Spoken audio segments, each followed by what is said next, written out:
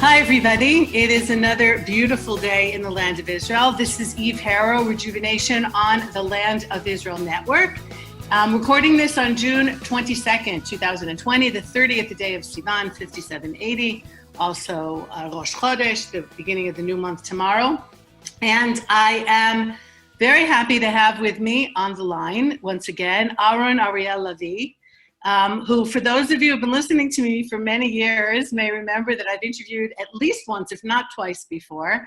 But today he is coming on because he won a prize, the Jerusalem Unity Prize for it's a vision. It's not just a life's work, it's really a vision. So Aharon, please tell us about the prize and about really your life's work. Hi, good morning. Thank you so much for having me again. Eve, it's always a pleasure. So I'll start with describing what we do, and then I'll tell about the prize that celebrates that. So in 2014, I started with a group of friends in America under an organization called Chazon. The American folks who listen to you may know this organization. It's pretty well known in the fields of Jewish environmentalism and social justice and things like that. So we had a conference, the first Jewish Intentional Communities Conference. Intentional communities is basically small communities of people who gather together around shared space and time, so they meet physically on a regular basis, but also around shared vision and values that they want to express as a community. Now, I've been dealing with this in Israel for a very long time. In Israel, it's called Kehilot Mesimatiyot or Garinim. It's pretty well known in Israel. And I told them, okay, let's do this conference together, and I'll bring some of our experience from Israel and see where we land. So one thing led to another. We got a grant from the UJ Federation of New York to start a pilot program in America and to see if this model of intentional communities can attract especially unaffiliated Jews, people who do not find themselves in the big institutions, in the synagogues, in the JCCs, the federations, and are looking for something more intimate, more in line with their values. So we said, okay, let's try. The pilot was quite successful in 2015-16. As a result, Israel's Ministry of Diaspora Affairs, which is an arm of the Israeli government that focuses on the diaspora. Back then, the minister was Naftali Bennett. Today, it's Omer Yankelevich. The Director General is Dvir Kahana, a very, very good person. In general, it's a very, very warm and nice environment to work with. And they expressed interest, and we went into a process of building a partnership, and we signed a contract in late 2017. And then this was the big leap, because with their partnership and the resources and knowledge and connections that they brought to the table, we were able to really grow the network exponentially. So to cut a long story short, over the last 2.5 years, we expanded globally. And now we have 130 communities all over the world in 30 countries and in all continents. The project is called Hakhel from the word kehila, from the word to gather together as a community. Mm-hmm. Community. And what we do, we help small entrepreneurs, small groups around the world to come together. We give them professional guidance for 3 years. We give them some seed money grants. We give them a trip to Israel to learn about the communities here and also connect to the Israeli communities. We get and a whole array of international conferences and local conferences and premium online content and things like that. And for this success, for this connection between different communities from all over the world and the connection to Israel, we really won the Jerusalem Unity Prize, which you mentioned. Right. So just explain to us what an intentional community is. Do you actually build little towns and people go live there together? Or it's a virtual community. People stay in their homes, let's say in, I don't know, San Francisco, all right? But they're connected, instead of going to synagogue or instead of going to Jewish Community Center, they have a different kind of community that you're helping build for them that reflects, as you said, more of the values that they hold dear. Is it a physical place or not? Well, that's a very good question.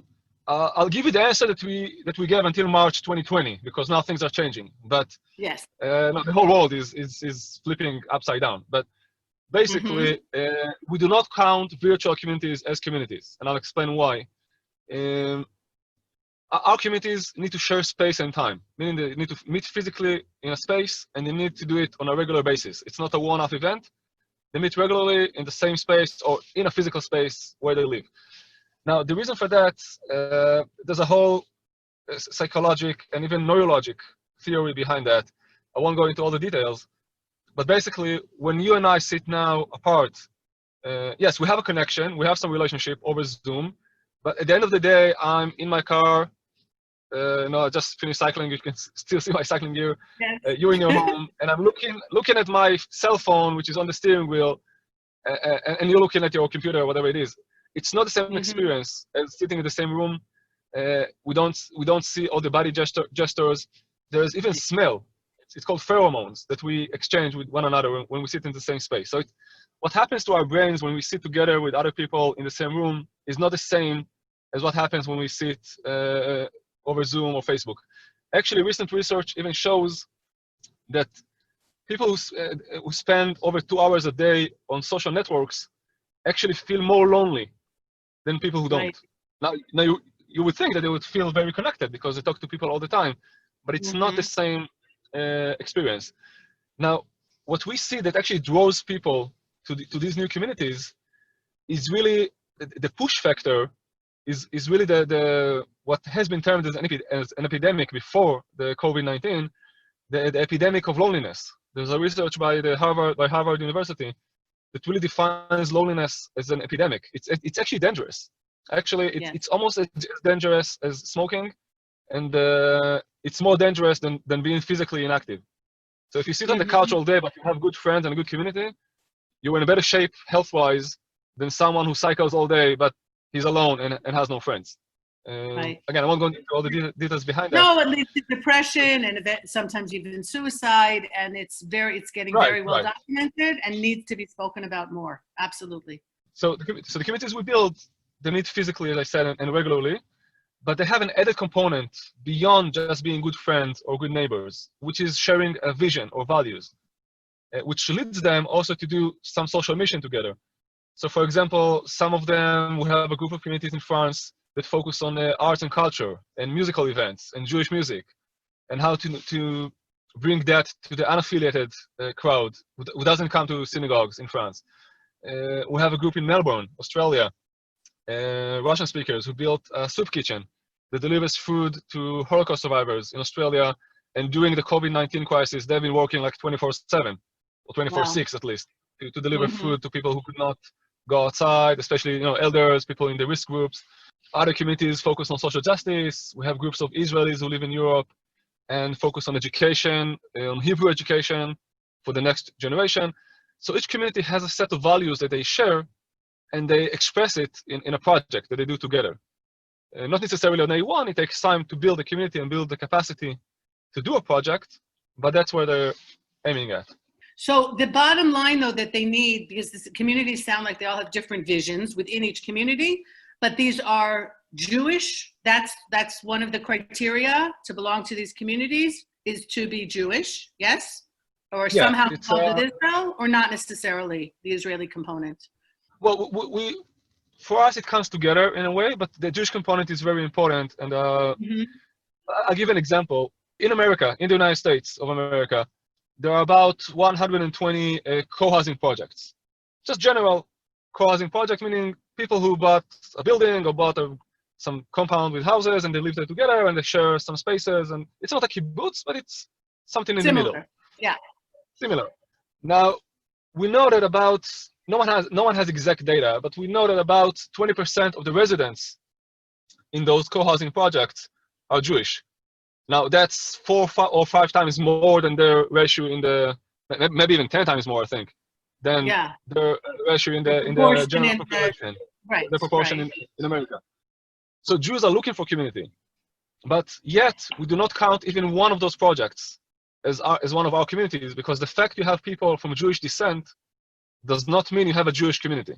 If Judaism is not being practiced in any way, it's not being expressed in any way, no holiday is celebrated, the Sabbat is not a significant day, there's no Jewish learning or any of these components, then it's great that you have Jewish folks and we love everybody, but it doesn't make this into a Jewish community. Not one of your communities. It's been one of the issues actually that's very, very interesting and that's coming up more and more, especially in the United States, but not only, is people confusing certain values to be Jewish values. You know, to be kind to other people, to not hate, to not be, that's all in my mind now, that's all part of Judaism, but that's not Judaism. There's Shabbat, there are, as you said, holidays, there's shared memories of things that happened to us, like leaving Egypt or whatever it is. There's Torah, there's certain messages in the Torah.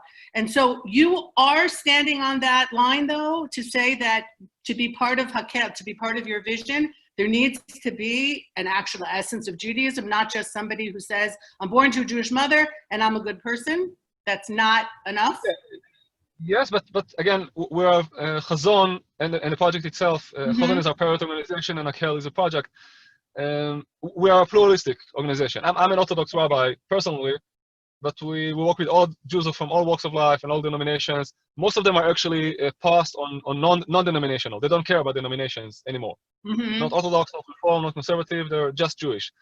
But yes, we do. We don't insist. We invite people and say, this is what we're able to help you create. If that's what we want to create, please come. If not, that's perfectly fine. But it's not our mandate. Now, I want to tell you a story, which is it's quite funny, but I think it responds to the question of what Judaism is. I think it was the 1980s or early 1990s when Rav Shach Zatzal, who was the leader of the Litvish population in Israel, he said that Chabad is the closest closest cult or closest subgroup to Judaism. So it was a very offensive saying, which I'm sure you remember. I do. So someone told me that they went to Rav Yitzchak Ginsburg, who is a prominent Chabad rabbi in Israel, and told him, have you heard what Rav Shach said? How can we respond? And all that. So he said, oh, Ashreinu, that's good. Good news that he said that. So people looked at him like, okay, we can understand if you don't want to start a fight. Okay, because you love peace. Okay, that's fine. But how can you see this as a positive statement? So he said, no one really knows what Judaism really is. At least we're the closest faction or closest group to what Judaism is, according to Rav Shach. So they took it that way. Okay, interesting. You can flip it. So, so there is an essential or the essence of Judaism, but on the other hand, there's not like one clear definition of what Judaism is, and we don't, build fences and say you're Jewish, you're not. If you want to express Judaism in this way or the other way, that's fine. We have red lines. I mean, if you support BDS, or if you support any very negative things, then obviously that's outside of the fence. But basically, it's a big tent policy. And if someone is married to a non-Jew, or it doesn't matter. That's very common in the population we work with. We accept that everybody. It's we don't go. We're not an halachic organization in the sense that we don't give halachic permission or confirmation to anyone. Right. The fact that you're part of our community does not mean that you can marry in the Orthodox way or the Reform way. That's a separate story that we can discuss and help and guide you through the system. If you want to do this in Israel, you want to do this in America, but we don't give halachic stamps. That's not our role. Okay, so now this actually, let's talk about a minute about what the Jerusalem Unity Prize is and where it's held. So as you recall, and I'm sure that everybody who listens recalls, exactly 6 years ago in a week, I think, something like that, June 2014, there was one of the, Israel has had many, unfortunately, terrorist attacks, but this was one of the cruelest and the really most severe ones. 3 young boys were waiting to hitchhike at the Tzomet Gush Etzion, at Gush Etzion Junction. Actually, I just cycled there this morning. I'm right now in the Gush Etzion mountains. And they were kidnapped and murdered brutally. It was Naftali, Gilad, Eyal, 3 boys from 3 families on the way home on a Thursday night for Shabbat. The police and the army were looking for them for 18 days. And those 18 days, it really hit the entire Jewish world. Like it created like a wave of unity, and people really resonated with the story and prayed for them. And we didn't know that they were murdered actually 2 minutes after they were kidnapped. We learned that only later. there was hope that they will be found until they were found dead, unfortunately. And as a result, so the three families, the Shire family, Ifrach family, and Frankel family, they decided to take this trauma and take this really misfortune and try to do something positive about it and really celebrate the unity that it brought to the Jewish people, at least for that time. And together with the president of Israel and Nir Barkat, now he's a member of Knesset, back then he was the mayor of Jerusalem, and some donors they had in the beginning, they decided to create this prize, the Jerusalem Unity Prize, that celebrates organizations and individuals that promote unity in the Jewish people on three categories. So they have a local category in a city in Israel, they have a national category for someone that works nationwide, and they have an international category. So Hakhel, our project, won the international category this year. It's a very prestigious prize. The Jewish Agency won this prize. Big youth movements won it in the past. On the committee, you have people like Rabbi Jonathan Zaks, the head of the Jewish Agency. So it's a very respectful committee. Actually, we applied more than once. We applied several years, and this year we got it. Is there a monetary aspect to it? Is there a money prize that also will enable you to expand your networks? Yeah. Yeah, there is a monetary prize. It's not huge, but we decided actually not to use it for ourselves, but rather to dedicate it to a campaign that we're still not sure when to launch it because of all the chaos, especially in the United States, but also in other places. We're not sure what would be the right time to launch a campaign to actually celebrate communities, not only our communities, but communities in general that operated and functioned in a good and efficient and positive way during the COVID-19 crisis, and then use this money to allocate to give them professional mentoring or to help them in some way, to give them some support. But really, the main thing about the prize is to celebrate unity and to be recognized for the work we do. So just to go back to something that you said earlier, that the pandemic is changing, and you focused on the need for physical presence, for being together. Right. And now that's exactly what so many of us don't have, or have in a very limited way. So how are you tweaking that? How are you readjusting to this new reality where you can't get people together? Well, most of our communities, I would say maybe 90% of them, adapted very, very quickly. Again, the people we work with are almost all of them are what has been termed as millennials. They grew up with social media. They grew up with smartphones. It's very easy for them to do the transition to the online world. So communities have been doing altogether. It's hundreds of online events. If it's online Havdalah, online Kabbalat Shabbat, online Seder, online Limud Shavuot for Russian speakers that we had with 80 people. We had introduction to Kabbalah. We also had professional stuff, like how to, together with the Ministry of Diaspora Affairs and one of the trauma organizations in Israel. So we had a few sessions on how to deal with trauma, how to deal with crises in your community, how to manage volunteers in your community professionally. Like what are the professional tools and knowledge that you need in order to do that? We had webinars on fundraising. So how is the Jewish philanthropy going to change as a result of this crisis, and how should we adapt as nonprofits to reflect that? So we have been in many events, but I do have to say that it's a huge blessing that we have Zoom and Skype and Facebook Online and all this technology. I don't want to imagine what this pandemic would have looked like without, like in the 1950s, okay, when you had only letters, not even phones.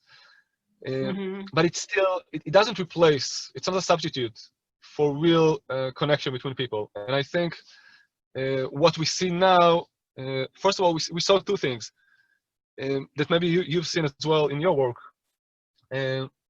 We've seen what has been termed as zooming out or Zoom fatigue, or there are different names to that.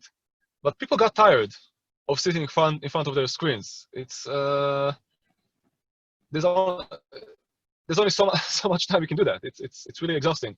Even though it saves time and it's very efficient, like you don't need to travel, but still, it's exhausting. And so So that's one thing we saw. Another thing we saw that where things have started to open up, like in Israel, in Australia, in Europe, in certain places, things are starting to open up already. People are the moment they had the chance, the opportunity, they went out to meet other people, and Right. they didn't stay online. So it means that this old-fashioned model of actually sitting in a room and having an event still works, and because it's wired into our brains. It's really it's evolutional. We can't. It's not something we can just overcome in one generation of Zoom. And I don't think we need to overcome it. So this model that you've now taken international, this started in Israel? These communities? Yeah, actually, well, no, Israel is well known for intentional communities. The most well-known example is the kibbutz movement, of course. Right. No, in its peak, there were like something like 400 kibbutzim in Israel on a population of maybe 5 million. There's nothing like that, and there was nothing like that proportionally in the world. Yeah. And actually, what started in the 1980s is that when the kibbutz movement collapsed, both financially and ideologically, many people who grew up in kibbutzim on the one hand, and people from the religious Zionist sector, back in the 1980s, when the kibbutz movement started to collapse, both financially and ideologically, so many people who grew up in kibbutzim started saying, we don't want to, there's no reason to go back to the kibbutz. So they started building urban kibbutzim in the cities. And instead of doing agriculture, they started doing education and social justice or social welfare or culture and arts and things of that sort. In parallel, people from the religious Zionist sector, some of them started saying, our parents built the settlements in Judea and Samaria, but we want to reconnect to the heart of Israeli society. So they started building urban communities known as Garenim Toranim or Torah-based intentional communities in cities. That started in the 1980s. And then more and more sectors joined. In the 1990s, you could see communities of people from Ethiopian origin, people from mountain Jews, like Caucasian Jews. Then even non-Jewish groups started. Druze communities, Bedouin communities, Haredi, like Baalei Tshuva communities. That's the communities I come from. I mean, I grew up in the socialist communities, and then I became about Tshuva, so I built about Tshuva communities, like Haredi, Muslim Orthodox one. Right. Yeah, observant Jews. And it started growing. Today, there are about 200 communities in Israel, all over the country. We have a national council, like a national umbrella organization that brings all the communities together from all different sectors, religious, non-religious, left, right, Jews, non-Jews. They all work together. I had the privilege to be one of the founders of this organization, and I still sit on the board. And this was actually the inspiration for Hakhel. This was like we said, it's working in Israel. It reconnects people to their values and mission and purpose in their country. Why not try and do this in other places and see if it works? So we started in America, and then it grew. Wow. So you're saying there's like an organic need in people to build something more than themselves or even more than their family, to build some kind of community, to expand the tribe, if you will. And that happened here in Israel. And for many different reasons, like the kibbutzim started because nobody had anything. But if you're all together and everybody's working together, then you can have something. And one of the people is, farming, and the other people are taking care of the children. And like you said, the ideology waned when people wanted, in the modern era, to work hard and to keep what it is that they're earning and not necessarily have to ask a committee for permission for anything they wanted to do. But it moved on into other areas. And I firmly believe when you talk about the 1980s, that the big push also to settle communities in Yehuda v'Shomron, in Judea and Samaria, also came from that. There was a desire to reconnect with the heart of the homeland, but also to build these communities where there was a meaning and there was a purpose for everybody involved. You got up in the morning and you felt like it wasn't just about you. It was about something much bigger than you are. And that's still happening here. And we see it in some of the ranches and some of the areas that you go to now that are not easy to live in. And there's this, to be a chalut. It's not even necessarily just among the Jews. Here in Israel, we have other minorities, like you said, the Druze and the Bedouin, and then within the Jews, we have the ultra-Orthodox and the people who grew up on kibbutz but don't necessarily want it. It's a fascinating thing to see. And something that I'm so proud of here in Israel is you also have a tremendous spirit of volunteerism. The 16-year-olds that are sitting in ambulances, I think, is also part of this need. They're using their free time. They could be just playing around, but they're using their free time to help others and to build that community and that networking of doing something for others. It's a phenomenal thing to see. And what you're doing is, I think, to some degree, exporting something that we see here in Israel, and I would say even take for granted. I think a lot of Israelis don't even realize how special it is because I came from outside of Israel. I see how special it is. And you've moved it now across the globe. Ki mitzion tetzeh Torah dvar Hashem Yerushalayim. From Zion can come out Torah. It can be interpreted in many, many different ways. And it's beautiful what you've done and very deserving of this prize. Really, that's an amazing accomplishment. Yeah, thank you. I would say that Israel is well known as the startup nation in terms of technology, but we think it's also a startup nation in certain aspects of social technology, or I don't know, something like that, or educational technology, and there's a lot to export there. Now the problem is that you cannot monetize social technology the same way you monetize smartphone technology, because you can't list a patent on community development, and you can't charge people if they use it. Or sell shares in a community company. Yes. Yeah, it's public domain knowledge and experience. That's why we need support from philanthropy, from the government. It's hard to charge people like a fee for service in these kind of things, but we do see a huge need for that. And as I said, loneliness is a very, very big issue. In my generation, I'm 37, my age, people younger, despite, or maybe even because of all the social media, loneliness has become a very, very serious issue. People move around all the time. You study in one college, then you move to another, then you move to a third place for your first job, then you move to a fourth place for another job, then you get married, then you relocate because your spouse has a different job. Get married. Or not get married. Or not get married, which is also an issue. Not build a family.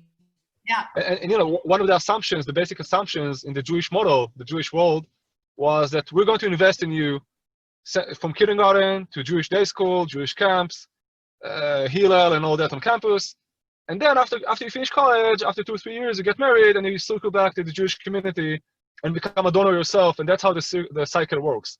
Now, it has worked tremendously, phenomenally, for since the 1920s, 1930s in America. But what happened is that the gap between finishing college and getting married and settling down is now 10, maybe even 15 years, maybe even longer than that. So by the time you get married, if you get married and you have children and a family, who will remember, oh yeah, 15 years ago I was on Hillel, maybe I'll circle back to the Jewish community, which I haven't heard from for 15 years. So our purpose at Hakhel is really to target this gap. Our target audience is not students, it's not teenagers, and that's a very important target audience, and there are great programs for these ages, and we fully support them. But we work with the alumni of these programs. Even Moshe House, if you heard about it, so they work with a younger age than we do, and we work with their alumni. So we don't compete with them. We work with people in their late 20s, early 30s, even older than that, and which is really that's the last line of defense. If you either connect them back to Jewish life at that point, and their children and their families, or that's it. They're just moving away to live their life. Yeah. So what is your personal background? Because you've made an interesting journey in your own life. Well, I don't know if it's interesting, but I'm happy to share. So I grew up secular in Israel. in a place called Kiryat Yvon, in a secular family. My father is in high tech, my mother is in education, like very classic middle class family. I grew up in Hanor Ved Valomed, which is like a socialist youth movement. Americans would know this as a Habon Indro, that's the sister community in America, a sister movement, sorry, in America. And then at a certain point, in Israel, you're Jewish because that's obvious. You speak Hebrew, you celebrate the holidays. It's obvious you're Jewish. And at a certain point, I started asking, maybe Judaism has something to say about all those issues that I was very involved in back in high school. Back then it was called global warming. Now it's called climate change, or economics and social issues and that kind of stuff. And I was studying a lot of like philosophy and secular academic stuff. But so I said, okay, maybe I'll try and look in the Hebrew books. What do they say? Now the trigger was that I had a pen pal from America, a non-Jewish friend from America, and one day he sent me an email and says that he's very envious of me. I said, why are you so envious of me? He said, because you can read Hebrew. I told him, duh, I'm Israeli, that's what we speak. I didn't go to college to study Hebrew. And what's so special about Hebrew? So he said, you can read all those books, like the Talmud and the Zohar, and they're not really in Hebrew, at least not modern Hebrew, but he didn't know that, and I didn't know that. But I said, if he's so interested, maybe I should also take a look. And to cut a long story short, it took me about 7 years of self-learning and self-exploration and studying to come to the conclusion that not only Judaism has a lot to say about those issues that I'm so deeply involved in, such as community development, it also has very profound things to say and a very, I would say, harmonic system of thought and concepts. Like you can use the same concepts, for example, Kabbalistic or Hasidic concepts, and apply them to economics, and apply them to community development, and apply them to family, and apply them to environmentalism, and that's really brought me in. And that's it. I think after the army, I started observing Shabbat, and then all the rest, and yeah, and here you are today, right? Yeah. So when I first met you, and the first interview that we did many years ago, and I'm still so totally fascinated by this idea, is to apply to economics the idea of the sabbatical and even the Jubilee year, what the Bible talks about, the more to agriculture and leaving the land fallow, etc. So if you have a few minutes and you can, because we have another sabbatical year, what we call the Shemitah year, coming up in a year and a half, right? Even less, yeah. 2022, I think, is the next 7-year cycle. And so, and it's a challenging time because there are people who are really trying, it's a biblical precept, people who are really trying to keep it the way it was kept a long time ago. And it needs preparation. It's not something that you can just wake up on Rosh Hashanah, on the new year of that year and say, okay, now we're going to go. It needs a lot of preparation as a society, not just the individuals, but really as a society. So are you working now towards the next sabbatical year? Can you give us a little glimpse as to what you're doing to prepare for that? Yeah, definitely. Thank you for this question. Both me personally and also Chazon is an organization and other organizations in Israel and in other places. So I've started working already towards the Shemitah year. Now, Shemitah, just for people who may not know, the Shemitah year comes every 7th year.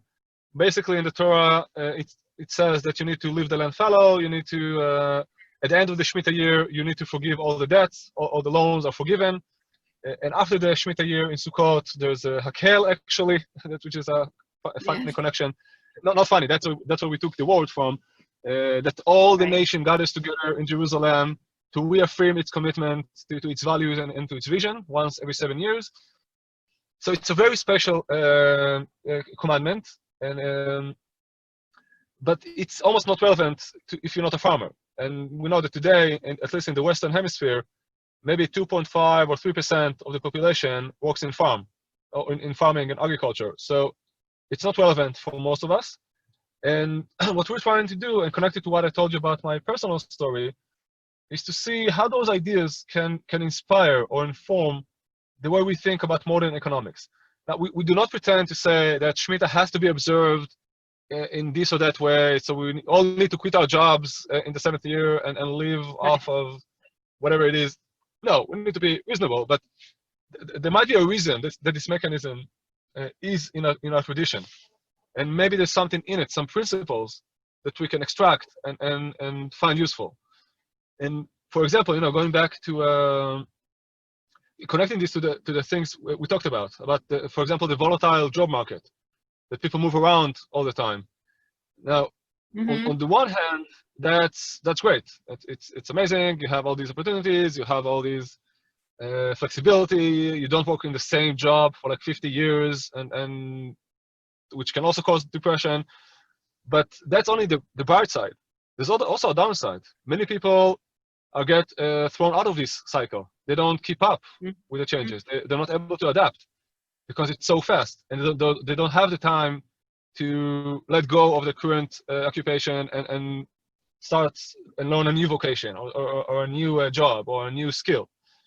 Now, what if we take the model of the sabbatical year, which has been applied, by the way, it does exist in the academia with teachers. Like, people do have sabbaticals every 7 years, and it comes from the Bible. It's not, and it's an actual economic mechanism in the physical world. But what if we apply it in a wider sense? Not necessarily a whole year, but what if we tell people, once every several years, we're going to give you a few months or 6 months or whatever it is to readapt, to learn something new, to take the next step. Because if you stay in the working cycle, it's a benefit for all of us. It's not just your benefit, it's a benefit for the society to keep you working and active and creative for many, many reasons, not only economical, also social and family and many, many other things. Crime levels, there's a huge array of consequences to unemployment. Now, how can we finance that? Here it converges with another challenge we have in modern economics, which derives from a good reason, that people live longer, and we're happy that people live longer. This was also discussed during the COVID-19 because that's the main risk group, people who are in their 80s and 90s. Now, maybe there was a coronavirus 200 years ago, but no one knew about it because there were no people alive about the age of 60. Like, no one was 80 to get sick. Right. Yeah, no one was died to get sick. People had died. Right. Yeah, they died of other reasons way before they got to their 80s. Now, we're very happy that people lived all that long and that we're also expected to live even longer. But what happens to the economic system? The retirement model that we have was built in Germany by Bismarck, and he decided that the retirement age would be 65 because back then, the average life expectancy was 65. It was very clever of him to sort of like give something to the people, but actually he didn't give anything. But because on average, he didn't lose anything because people died on average. Died before they could benefit. Right. Yeah, and it balanced out. But today, people live into their 80s and 90s. So how can we finance that? So if we connect the two things, what if we take the retirement years, which can be 20 or 30 years, and split them and take half a year of retirement or 1 year of retirement every 6 years during our younger years, then retire at an older age, because most of us don't do physical jobs. We can, for example, you are a reporter. You can do this when you're older as well. You don't have, it's not physical. It's not that you need to lift heavy weights or something like that. And this way, that can be a way to finance those gap years that we give people, as well as a way to enable us to have people retire at an older age and make the retirement system more sustainable. Now, these are very preliminary ideas. It's not something I would implement tomorrow morning, but it's an idea worth exploring. Now we need to sit together. As I'm an economist, by the way, as a profession. So we need to sit together as economists and lawyers and all different professions that are related to these questions, and think about it. Build the models, do thought experiments, do then smaller practical experiments, and see how it works. And maybe, it may work, it may not, but it's an idea that might be useful to actual real life problems that we have, the same way that the Jewish community model, which has a tradition of thousands of years, is still relevant in our age and can solve real problems such as loneliness and such as the identity crisis that we all have. And so what we're saying is that you can take traditional ideas and find new aspects of them and see how they can be adapted and implemented in modern life.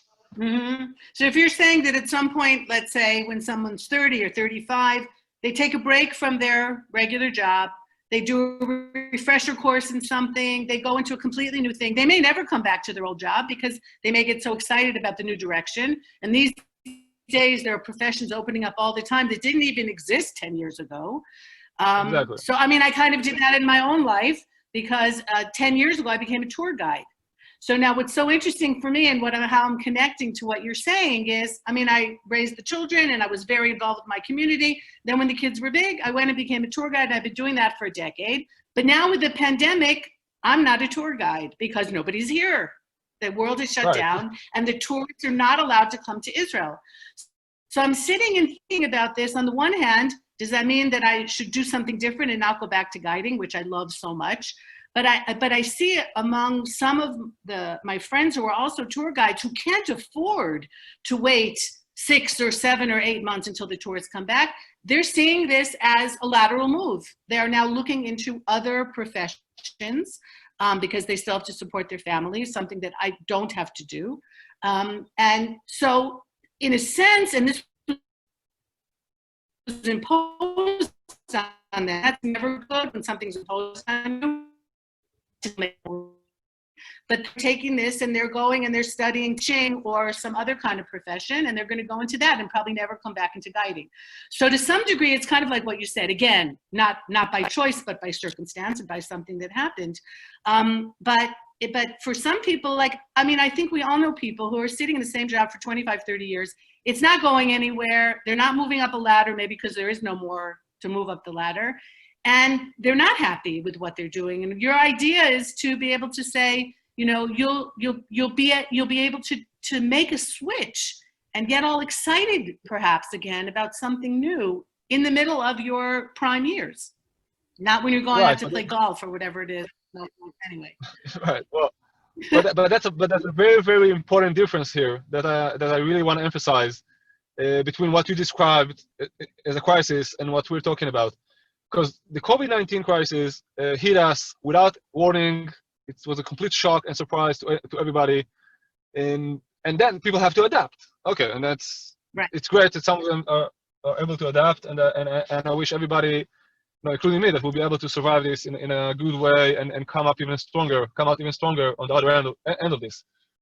But the idea of Shemitah is that it is some sort of a crisis, yes. But it's a well-planned, a well-known crisis. Like, you know when it starts, you know when it ends. Coming. You know, right. Exactly. You know the terms. You know exactly what to expect. And actually, I won't go into all the economic theory side of it, but economic crises repeat themselves every 7 to 10 years for different reasons, like economic bubbles. For example, in 2001, 2002, we had the dot-com bubble. Then in 2008, we had the subprime crisis, and 2015 there was a crisis in the Asian markets. Well, I'm not sure if we can count the coronavirus as one of those crises, or is it just like a whole new game changer? Right. But anyway, economic crises repeat themselves every few years, and maybe, and again, that's an idea. It has to be tested and checked. And I don't have enough authority just by myself to say this as a definite claim, but I think it's worth checking. Maybe if we inject planned crises into the system, which are obviously easier to deal with because you know it's coming, you know the terms, you know when it's going to end, it can alleviate and maybe even prevent some of the unplanned crises, which are wild cards, black swans, as they're called in economics. You know how they start, but you have no idea. No, we still don't know how the COVID-19 crisis is going to end. We might be in the middle of it. We might be just in the beginning. No, we don't know if we're at the beginning. This was the easy part. Yeah. We don't know. We don't know. Maybe it's the end, God willing, but maybe it's not. And we have no idea like what's going to happen. Maybe it will now mutate and there'll be like another virus, and like we really have no idea. And now, I'm not saying that if we kept Shemitah, we could have prevented COVID-19. That's not the point. But the point is that planned crises can alleviate unplanned crises, even by virtue of just educating people and keeping in their minds that crises are part of life and they will hit us at a certain point. And when you have Shemitah every 7 years, you gather the tools and the knowledge and the experience on how to deal with the crisis. You know that you have to keep, for example, that you can't live with a debt which is too big. You need to put money aside because let's say now in 14 months, the Shemitah year is coming, you need to have savings. Now, if you had savings, if you would have saved for the Shemitah year and then a coronavirus crisis would have hit you, then you already have the savings for the Shemitah year, you have something to live with. But if you live in a fantasy world where everything's going to be okay and the market is always going to grow and everything's just going to be better, which is obviously a fantasy that, I mean, on the long term, things are getting better for humanity. But there are many, many bumps and along the way. But if you live in this fantasy mindset, and you don't have any savings, and you just spend, and you take more and more loans, and more credit lines, and then a crisis hits you, then that you have no backdrop. You have no plan B. You have no safety net. So Shemitah can educate people to save for a rainy day, to be prepared. There are many aspects, I think mostly positive aspects, to this like planned crisis theory. But again, it has to be explored more seriously and more deeply. Yeah, it's just another insight into the wisdom of the Torah that we might have missed for a long time. That's what it's saying is, you know it's coming and prepare. And it's a beautiful way of thinking about it. And I was speaking to one of my friends who's a farmer in the Jordan Valley not long ago, and they kept Shemitah in 2015, meaning that they didn't sell their produce out of the country. And they really did what they could. They let the land go fallow.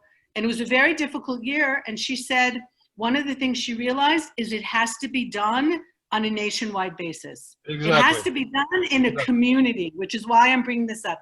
Individuals doing it, it will be too difficult for them. But if everybody's doing it together and there's some kind of also what we call a reshet bitachon, like a security net for those who, for whatever reason, couldn't save, or maybe, I don't know, locusts hit their farm, whatever it is, things happen to people, that everyone together will be able to go through it. It's supposed to be a national year, not just a burden on the farmers and the rest of us are really just going to our tech jobs and we don't care. And it was really fascinating to speak to her about that and to put it together with what you're saying as well. Yeah, it's exactly like Shabbat. If you keep Shabbat just by yourself, then you'll just go out of business. That's very simple. But if everybody keeps Shabbat, right. I'm not talking now halachically, okay? I'm just talking about closing shops, closing the banks, closing the schools, closing the high-tech companies, that we'll decide that for 2 days a week, we're pausing the system so we have some time also to live and be with our families, then everybody play according to the same rules, then you have a fair competition. But if only you keep Shabbat and all the rest are selling and marketing and getting new clients on Shabbat, then that's it. You'll go bankrupt. So the same thing is about Shemitah. And maybe to conclude this issue, I would say that I know that many of what I said can sound like very far-fetched, like another fantasy, or really disconnected from reality, because it's really far from the way we perceive economics today. But I would like to put it in a historical context, because I'm also an historian. My MA is in history, philosophy of science, and it gives you a perspective, which is much longer than the last few years in economic affairs. You can look at longer time frames and time scopes. And about 2,000 years ago, there was a Roman philosopher. His name was Seneca. He was in the time of Marcus Aurelius, and he was a vegetarian, which is great. I'm vegan. I love vegetarians and vegans, but he was also anti-Semitic, and which is less favorable. But anyway, he was anti-Semitic for a reason that we also see in the Talmud, that he claimed that Jews are lazy because they don't work 15% of the time. They have this Shabbat, and then they have in the Talmud it's called Shahi Pai, Shabbat Hayom, Pesach Hayom. Then you go to a Jew and ask him for help. He say, "Oh no, today's Shabbat." Then you go again to ask for help and say, "Oh no, today's Pesach. I'm sorry, I'm not working." So that was one of the reasons of historical anti-Semitism. Now, now let's assume that Seneca was expressing like a consensus in his time, okay? Because back then there was no free day in the Roman Empire. But if he would have known that a few centuries later, and again, we're talking about centuries, it takes time for these changes to happen. Maybe in our generation it can take shorter times because everything moves much faster. But if he would have known that a few centuries after his time, his descendants, both his physical descendants, but also his intellectual and political descendants in the Western world and Christianity and what became the Holy Roman Empire and all of its outcomes would keep not only 1 day of rest, but actually 2 days of rest, like we have today in the United States and in Europe, he would have gone crazy. Now, actually in America, they have more free time than we do because we have Friday in Israel, which is like half a day, and then we have Shabbat. They have Saturday and Sunday on a much. Anyway, I won't go into. Sunday is a work day. Yeah. But yeah. So things change, and people adopted the idea of Shabbat again, not halachically. People all over the world they drive on Shabbat and they watch movies, but the concept of having 2 days, at least 1 day, which became 2 days, of rest, of time for the family, time for recreation, time to go outside and take a hike, and not just work 24/7. This idea became. It's still not all over the world. There are places in the Far East that still don't have this, but basically it became a very common idea. So maybe Shemitah will always stay like one of those ideas in books that have no connection to reality except for like nice, philosophical debates. But maybe in a few decades, a few centuries, I don't know, it may become something people would say, it doesn't make sense for us when we live so long. We live by then we'll be living into our 90s, and maybe even over 100 years. We can't work from the age of 20 to the age of 65 or 70 in the same job for 50 years with no breaks, except for 1 day here and there or a week. We need to take time to adapt. We need to take time to change course. We need to take time to rethink our lives. And we have enough time to do that because on average, we're not going to pass away at the age of 65. We have another 30 years. So, right. It can work only if everybody do it together, as you said, as a community. Yeah. Because if you take a sabbatical year just by yourself and you're not in the academia, then you'll go into a serious financial crisis personally, unless you save properly before that. But it has to be done on a larger scale. That's definitely true. But if there's a practical application to the sabbatical year, like there has been to the week, I mean, really, the week is the construct that the Torah gave the world. It's not a natural, it's not a cosmic thing, 7 days. Then maybe there's a place here, and maybe now is the time.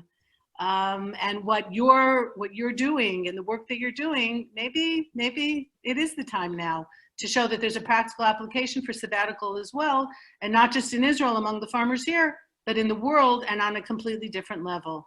So I'm so delighted. I was delighted to read that you won the Jerusalem Unity Prize for your work around the world. Yeah.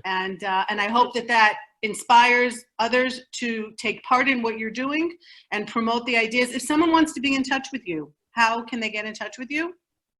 Oh, of course. So our website is www.hazon.org/Hakhel, which is Hakhel. Obviously also on Facebook. You can look either me personally, Aharon Ariel Lavi, or Hakhel, the Jewish Intentional Communities Incubator. And it's a tough time right now because we work with the government, and all governments in the world are figuring their ways, and the whole world is trying to figure out its way in this crisis. But we will try to help any new communities as much as we can and welcome them into the network, and make this rebuild the social fabric of the Jewish people and the connection to Israel. That's the purpose of what we do. Okay, fantastic. Thank you so much for joining me. And if anyone is interested in some of the more in-depth ideas that Aharon Ariel Lavi has had, he's got books published, and you're certainly welcome. I found them fascinating, and I think you will as well. And maybe out of this kind of crisis and reassessment of things, good things can happen. And we have to believe that as people of faith, that nothing happens without a reason, and we just need to figure out what it is. All right, thank you so much for joining me here today. And thanks to Ben and to Tabitha, as usual, in the Land of Israel Network, for putting out this podcast. You can always write to me, eve@thelandofisrael.com, and I'm happy to hear from you and hear your feedback. In the meantime, everyone, more important than anything else, be well and try and connect to people, as Aharon was just saying to us. Don't be lonely. Try any way you can, even if it's physically difficult now, to connect to other people. You need it, and they probably need it as well. So take care, everyone. Eve Harow on Rejuvenation for the Land of Israel Network. Goodbye for now.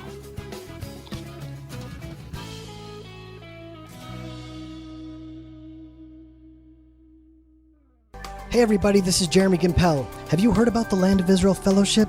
We started about 1 month ago, and people from all over the world, 24 countries, have joined. We meet live every Sunday, and the video session is recorded and then broadcast to all the members. And it's an exclusive group. It's a group that's focused on learning. We're focused on praying together. We're focused on growing together. And it has been one of the biggest blessings in my life. And we have people from New Zealand to Australia, Alaska, Hawaii, Hong Kong, Jews, Christians. We have a Buddhist. We have one Muslim that's joined. We have people from so many different backgrounds, languages, and cultures. And we are literally creating a virtual house of prayer for all nations. And it is truly marvelous. And so if you want more information about that, please visit www.theland